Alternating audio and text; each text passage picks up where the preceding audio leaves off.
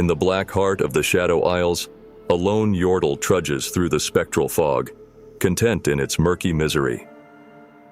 With an endless supply of malaise and a powerful shadow in tow, Vex shields herself from the pep and happiness of the outside world, and all of the irksome normies who occupy it. Growing up in Bandle City, Vex never felt she belonged. The whimsy and color of the yordle realm was cloying to her. Despite the best efforts of her parents, she never seemed to find her yordle spirit or any like-minded friends, and chose to spend most of her time sulking in her room. There she found an unlikely soulmate in her own shadow.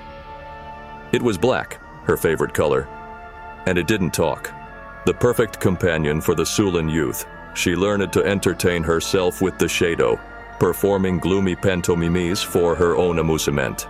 Alas, it was just a shadow, incapable of shielding Vex from the loathsome cheerfulness that surrounded her.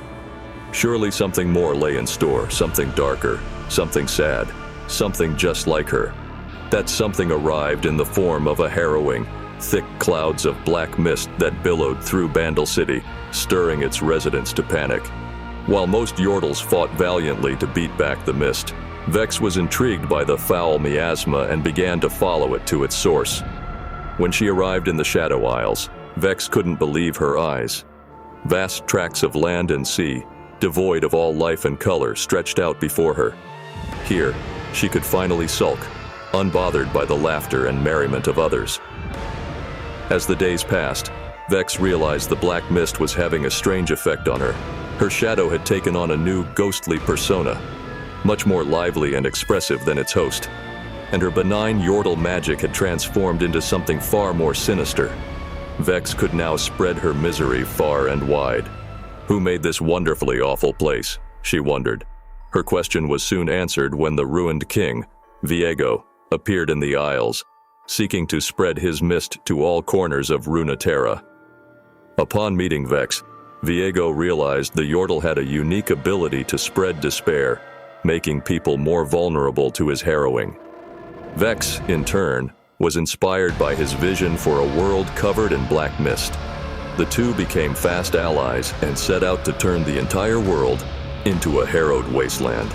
Before Viego's vision could be fully realized, Vex discovered his ulterior motive: to reclaim the soul of his dead queen Isolde and reunite with her in matrimonial bliss. She shuddered in disgust, feeling betrayed that the man she had trusted to kill the world's happiness had, in fact, been seeking it himself. Vex left Viego to be defeated by the Sentinels of Light, his dreams of a matrimonial reunion dashed upon the stones of the Kamavoran wreckage. Alone once more, she watched in disappointment as the world returned to the bright, colorful place she had always hated. Finding a lasting melancholy was going to be tougher than she'd thought.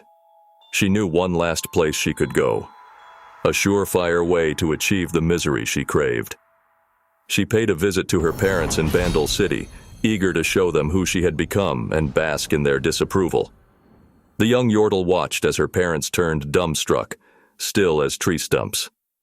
Their expressions changed from shock to denial to reluctant acceptance.